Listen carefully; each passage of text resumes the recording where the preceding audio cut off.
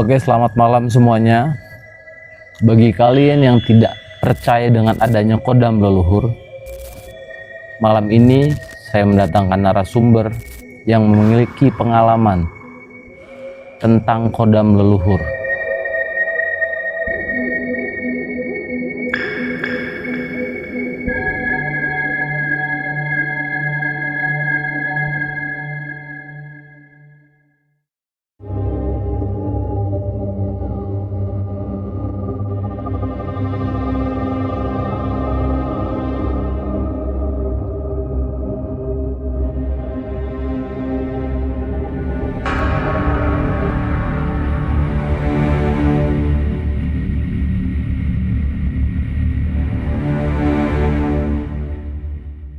Halo bro, namanya siapa bro?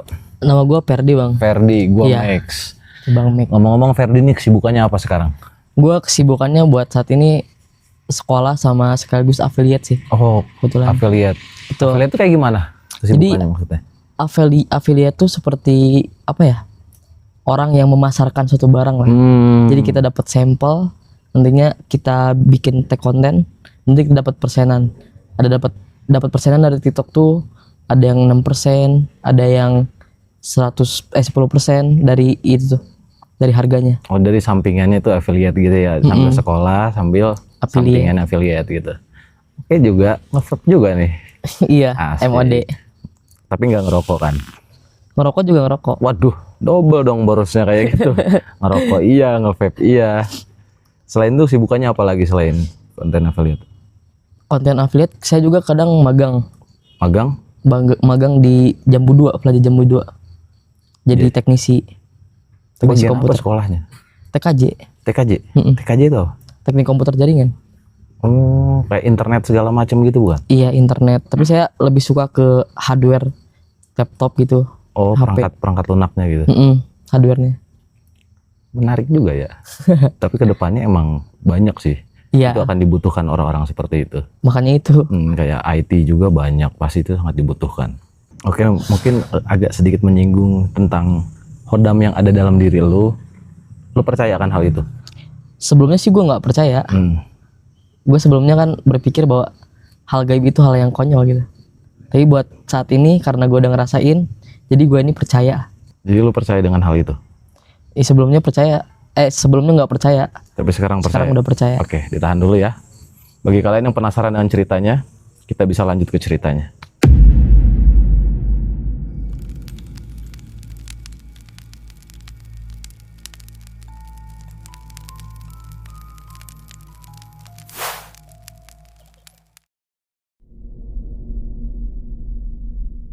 Waktu itu tuh kalau nggak salah di tanggal 23 September 2023 deh. 3 tahun lalu. September 2023. Terus kalau di bulan Islamnya itu bulan apa ya? Safar. Safar di Rabu terakhir. Ya. Tepatnya Rebau Kasar itu kan ada tradisi Rebau Kasar kan misalnya. Dari pagi itu emang gue ngerasain kayak ada yang menjanggal dalam hati gue nih. Kayak apa gitu ya yang tertahan di hati gue nih. Ada rasa apa gitu. Nah, mulailah di jam 12 malam itu, gue kan emang sering bergadang ya orangnya. Di jam 12 malam itu ada hal yang mengganggu gue. Pas gue bergadang di dalam kamar. Sendiri. Dan di kamar itu tuh, tempat kamarnya itu di belakang rumah deket dapur. Dia tuh ada jendela. Jendelanya itu mengarah ke kolam ikan. Kesana lagi ada rerungkunan bambu. Dan kesana lagi makam. Oh, dekat sama makam berarti? Deket sama makam. Nggak terlalu deket tapi deket lah. Oke. Itu jam 12 tuh tiba-tiba ada yang ngetok mukul tembok gua. Tembok belakang rumah. Tembok kamar atau tembok rumahnya? Tembok kamar gua. Di belakang itu. Kenceng banget suaranya. Kayak orang yang lagi marah gimana sih? Udah mukul tembok deh. Dari jam 12 sampai jam 1 malam. Lama berarti itu? Lama. Dia mukul terus-terusan itu? Selang 15 menit berhenti, terus 15 menit berhenti, lanjut lagi gitu. 15 menit berhenti sampai jam 1 malam. Nah, udah hilang jam 1 malam. Gue tinggal tidur lah. kebasokannya nih apa gitu kata gue kan. Gue berpikiran masih positif, entah itu hewan mungkin atau manusia yang jahil gitu kan. Nah di hari berikutnya dari Kamisnya malam Jumat itu datang lagi yang kayak gitu, ganggu gue lagi Dengan bunyi yang sama. dengan gangguan yang sama. Bunyi juga seperti orang memukul tembok begitu. Iya, kayak orang mukul tembok. Itu dari jam 12 sampai jam 1 juga. Dia terus menerus 15 menit berhenti, 15 menit berhenti. Lanjut di hari berikutnya. Dia mengganggu gua tuh 3 hari berturut-turut. 3 hari berturut-turut. Nah, di hari Jumatnya ini makin lama dia, Bang. Dari jam 1 sampai jam setengah 4 baru berhenti. Lama banget berarti itu. Dari situ gue liat sosoknya. Tapi lo nggak penasaran dengan bunyi itu? Gimana? Penasaran apa nggak dengan bunyi yang Karena terusan? karena udah 2 hari berturut-turut, gue penasaran di hari ketiganya itu. Di jam 3:15an gue coba cek lah dari jendela kamar gue, lihat ke belakang itu kan, apa nih yang ini, apa yang mukulin tembok gue kan, orang atau manusia gitu kan. Ketakutnya ada yang jahil manusia kan. Gue lihat itu ada sosok itu, Bang. Sosoknya seperti apa? Sosoknya dia tinggi, besar, terus matanya merah menyala. Lu Ada tanduknya. jelas gitu lo lihat. Jelas. Dan yang mukulnya itu, yang mukul tembok gua bukan tangan ataupun kaki, tapi buntut. Dia ada buntutnya. Ada buntutnya. Iya. Jadi yang mukul tembok gua selama ini nih, selama 3 hari ini nih, si buntut itu bukan tangan, bukan kaki. Tapi wujudnya orang. Perawakan manusia yang badannya besar kekar gitu. Tingginya kisaran 2,5 meter. Tinggi gede. Gondrong juga. Dia bertanduk. Tapi lu ngeliat mukanya? Mukanya nggak gelap aja, yang kelihatan tuh cuma mata merah sama bertaring dan tanduk itu. Soalnya mereka nyala merah gitu, yang gue lihat. Dan di situ tuh gue larilah ke kakek gue. Lari ke kakek gue kebetulan lagi sholat malam lah dia. Gue bilang ke dia, ada yang ganggu gue. Terus kan gue belum ceritain nih ke dia nih, belum ceritain sosok itu gimana. Dia langsung senyum bilang, pasti perawakannya gini ya. Dia bilang tuh tinggi, yang tadi gue jelasin. Dia bilang gitu langsung, padahal gue belum bilang. Kakek lo langsung tahu berarti? Nah, kakek gue nih emang punya, gue sempat ngalamin juga soalnya. Punya apa? Punya hodam itu. Gue sempat ngalamin waktu itu tuh ada apa namanya, rivalitas antar calon lurah. Nah di situ tuh kakek gue ngedukung tim A misalnya. Si ada jagoan di sana tuh dari tim B, namanya lupa, gue nggak tahu sih kebetulan. Nah kakek gue sama gue tuh mau cabut ke pasar waktu itu tuh jam 9-an pagi, malam. Terus tiba-tiba ada yang cegat gue, ada yang halangin jalan gue. Itu 3 motor, 5 orang. Karena rivalitas tadi, rivalitas antar calon lurah itu. Nah kaki gue dihantam sama, ditarik dia, kerahnya ditarik sama orang itu. Dia tinggi badannya besar lah, maksudnya tinggi, gedean badan dia daripada kaki gue kan. Mau dihantam sama orang itu, tapi pas di sini diam, kayak ketahan begitu. Tapi kakek gue nggak kayak misalnya ngomong gitu, nggak. Dia diam, coba senyum, ketahan, udah dia jatuh. Yang itu, orang itu yang mau nonjok tadi. Akhirnya kita pergi lagi. Tapi orang itu nggak penasaran gitu, karena apa dia bisa begitu? Gue yakin sih karena gue diganggu seperti itu tuh karena emang biasanya kan di malam Jumat gue sama kakek gue nih sering tawasul, berdoa itu buat yang udah nggak ada keluarga kita kan.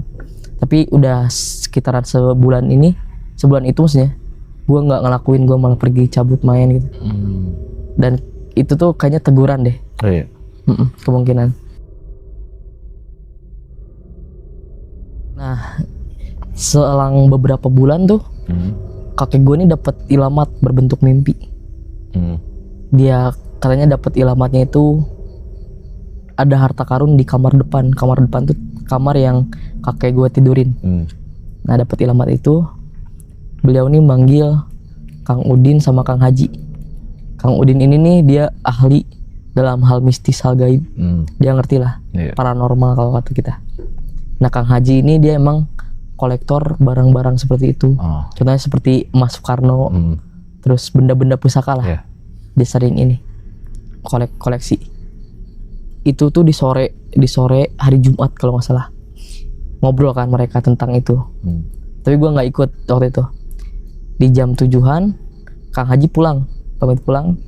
Nah kakek gue sama Kang Udin nih ngerencanain, coba kita lihat lah ini, kita cek mimpi ini benar atau enggak. Di jam 10:30 kita bertiga ambil hudu. Kakek gua pergi ke kamarnya, gua pergi ke gudang. Gudang itu sebelah kamar kakek gua, sebelahan banget, kalang satu tembok doang kan. Tembok ini kamar kakek gua, sebelahnya langsung gudang. Nah gua ikut Kang Udin ke gudang. Kakek gua disuruh Kang Udin, lu tawasul aja di mana, di kamar aja udah katanya. Di kamar kakek lu nih. Semua lampu dimatiin nih, satu rumah kita matiin semua sama Kang Udin. Sudah dimatiin semua, kita matiin. Akhirnya mulailah Kang Udin sama gue nih tawasul. Gue cuma disuruh kayak baca surat Al-Ikhlas aja. Di Kang Udin baca segala macam. Nah di kegelapan ini tiba-tiba muncul cahaya kuning. Munculnya tuh dari bawah, set langsung dari bawah begini, dari kayak ibaratnya dari lantai gitu. Dari lantai. Dia muncul dari lantai, langsung datang ke nyalanya itu di depan Kang Udin. Muka Kang Udin muncul, ngobrol lah. Dia bilang, Kang Udin ini bilang, izin Ratu katanya, mau menanyakan hal ini. Langsung dia nih ngobrol bahasa Jawa. Komunikasi Jawa kuno gitu. Langsung komunikasi dengan si cahaya itu. Iya. Ngobrolnya pakai bahasa kuno, Jawa kuno. Dan gue nggak ngerti.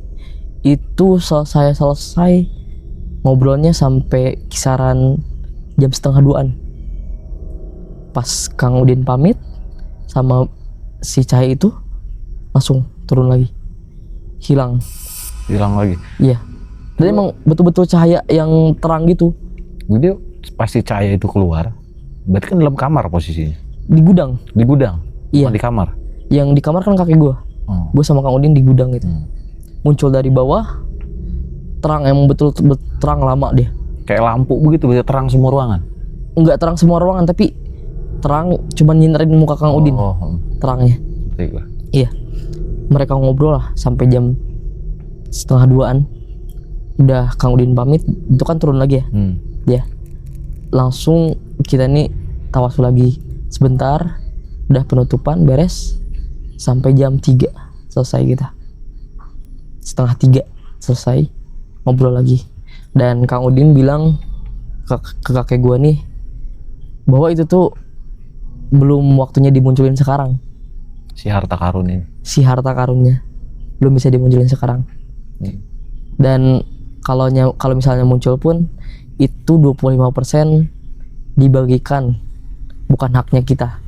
Itu haknya fakir miskin, duafa, dan anak yatim. Nah, selang beberapa minggu nih, habis kejadian itu, dapat lagi kakek gue nih ilamat berbentuk mimpi tadi. Bahwasannya ada bambu petuk di suatu tempat di rerungkunan di daerah Cimande. Nah, di kakek gue nih langsung lah bilang lagi ke Kang Udin, ngobrol lagi. Mereka bertiga, Kang Udin, Kang Haji, sama kakek gue nih ngobrol lagi tentang hal itu, tentang bambu petuk itu. Dan tempatnya nggak terlalu jauh dari gue, kisaran 2-3 kilometeran. Bisa lah jalan juga kan, kalau 2 kilometeran. Di jam 5:30 tuh kakek gue, Kang Udin sama Kang Haji ini sepakat buat datangin tempat itu, karena emang penasaran juga kan. Penasaran. Gue ini ngajuin diri lah buat kayak ikut. Gue kan penasaran karena sebelumnya gue ini diganggu hal gitu kan. Apakah gue bisa lihat lagi pas ikut ini kan? Akhirnya gue ikut lah. Kata Kang Udin boleh, tapi jangan pakai alas. Kita berempat nggak pakai alas. Maksudnya alas kaki? Alas kaki ya. kita nggak pakai alas. Itu tuh kita ngelewatin sawah nih, berempat jalan ngelewatin sawah sampai akhirnya di ujung sawah tuh ada hutan. Nah yang mau kita datangin tuh di situ. Kita jalan berempat, tapi pas di jalan tuh gue kayak ngerasain ada hawa panas di sini, hawa panas merinding gimana gitu ya. Nggak tahu mereka ngerasain atau enggak ya. Gue ini merasa hal gitu. Akhirnya kita sampailah di tempat itu jam 6:30 kita sampai. 6:30 malam. Iya 6:30 malam abis maghrib.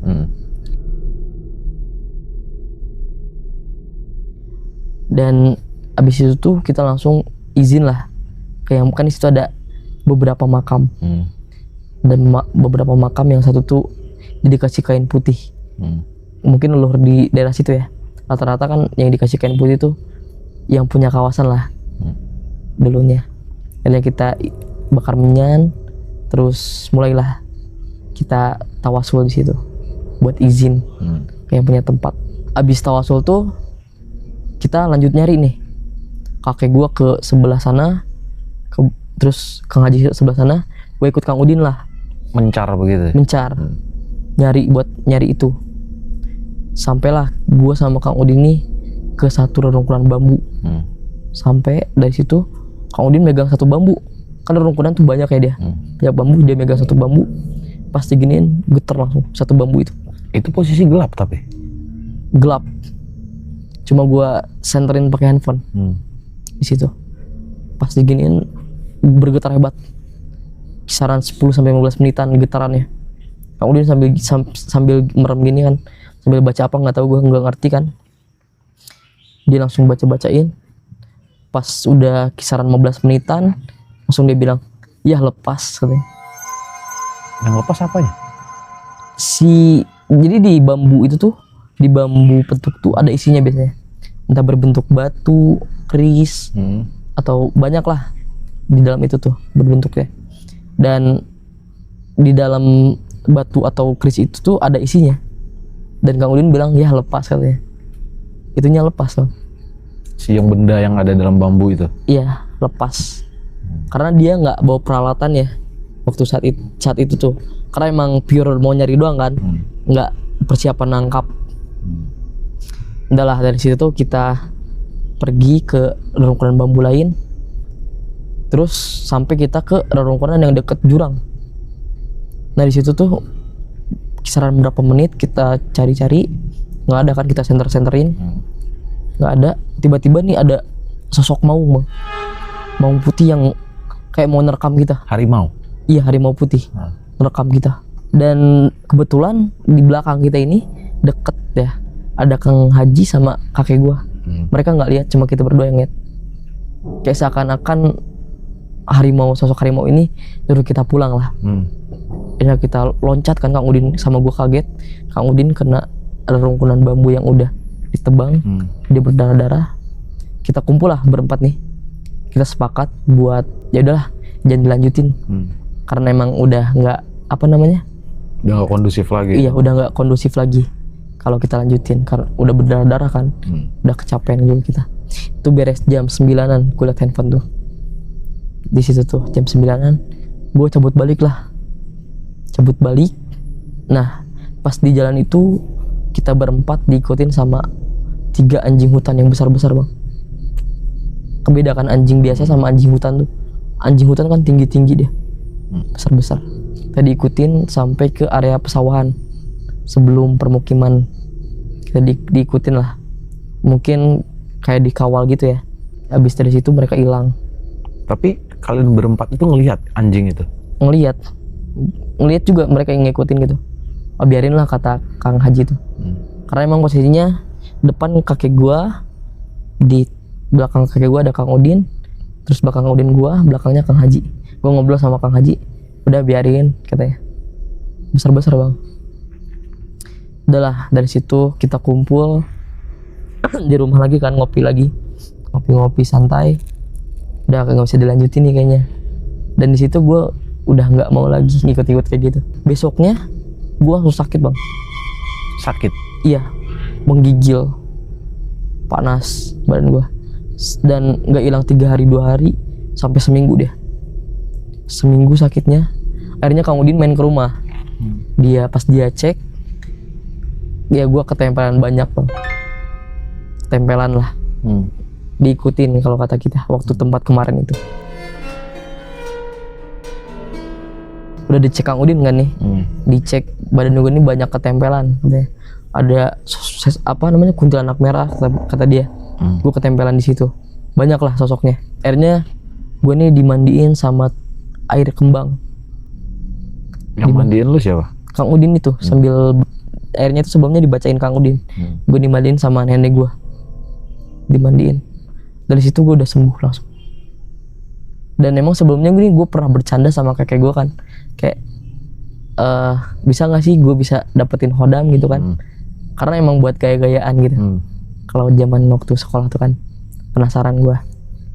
Kata kakek gue nih, lu nggak usah minta hodam seperti itu, nggak usah dicari lah. Kita ini punya keturunan katanya. Lu ibadah aja yang rajin, nanti datang sendiri yang kayak gituan, kata dia. Tadi kan gue denger tuh lu bilang Cimande, daerah Cimande. Nah lu sendiri itu aslinya dari mana? Asli gue lahir Cimande. Cimande? Lahir besar di situ? Iya. Kakek juga di situ? Kalau kakek dia asli Jampang Kulon, Sukabumi. Sukabumi? Orang tua di situ juga? Orang tua di situ. Di Cimande juga? Yang asli Cimande itu nenek gue. Kakek gue orang Jampang Kulon. Terus yang gue denger lagi tadi kan ada pusaka tuh. Lu punya pusaka itu? Ada. Lu simpen? Iya, kakek gue simpen, bukan gue. Kakek lu yang nyimpen? Kalau gue pribadi punyanya wapak. Lu bawa-bawa? Enggak sih. Lu tinggal? Lu gue tinggal aja di rumah. Gue penasaran yang kayak gini. Pusakanya itu disimpan sama kakek lu. Bentuknya apa? Semar mesem. Semar mesem? Lu pernah lihat, lu pernah pegang? Iya, gue pernah lihat, gue pernah pegang. Kalau lu sendiri yang wapak itu? Wapaknya dia berbentuk kayak bisa dibuat sabuk lah. Itu efeknya jadi kayak seperti apa? Efeknya ya jadi ngerasa aman aja, karena jadi pede lah kitanya buat kemana-mana bang. Kadang gue bawa juga buat kemana-mana.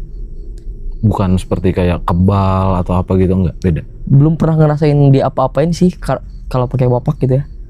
Ngerasa aman aja. Tapi lu percaya dengan hal itu? Percaya. Mulai saat ini gue percaya. Semenjak kejadian yang lu alamin itu lu percaya?